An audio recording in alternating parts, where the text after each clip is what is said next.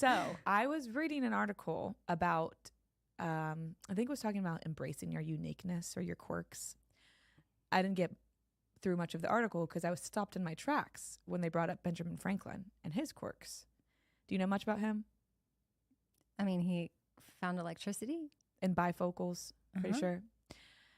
Apparently, he was a really quirky, interesting guy.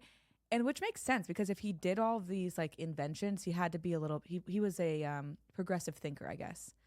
Like us. Just like us. We invent words, sayings, phrases, they go viral.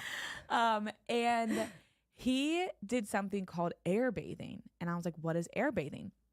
So I looked, they just like mentioned his air baths as if like everybody knew that Benjamin Franklin took air baths and what they were. So obviously you think of them and you're like, he's probably basking in the air. Well, no, what he would do is for like an hour and a half or so in the morning, the first thing he would do, or one of the first things he would do, is go into a room, open the windows, get completely nude, and bathe in the air. And he thought it was literally cleansing. He said it was more cleansing than actual baths. Okay, Benjamin. Yeah. Benjamin. He said air bathing is not cleaner than a bath. He said, I mean, maybe back then. He would advocate for air baths, a practice where he would sit naked in a room with open windows to expose his body to fresh air. He believed this practice, which he referred to as bracing or a tonic bath, was beneficial for his health and helped him maintain good health. He liked to practice with cool morning air to energize himself and loved the warm afternoon sun to relax. Okay, so I get that. I mean, so he was a little bit ahead of his time. Yeah. Oh, yeah. Because we do stuff like... Well, because it's kind of like a cold plunge. Right. The only thing that there are probably benefits to it, but the thing that got me is it says Franklin preferred air baths to actual water baths, believing they were a more effective and agreeable way to cleanse the body. That's where I would like Benjamin. Yeah. You need some soap and water. Like maybe cleansing mentally because you can get still and clear and calm, but what was the like hygiene back then? You know, I don't think they had the best hygiene.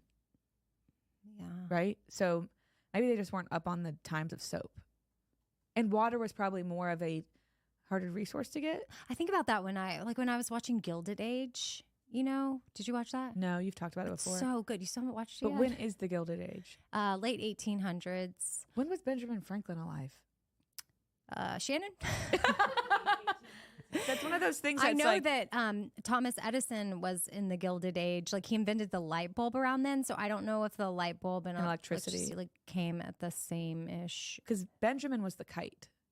With the lightning. Yes. Right. And the bifocal. And bifocals. So we'll figure out. 1700s. Oh, wow. So he lived till 84. So maybe he's onto something. Oh, my gosh. I feel like that's old for back then. Maybe he was lucky. Or no, I mean, maybe his air baths like he probably extended took his life. Better care. He probably was doing things that were really good for your going outside to get struck by. Well, I was going to say he probably was doing things that were really good for his mental health that impact his overall health, and he didn't even know it.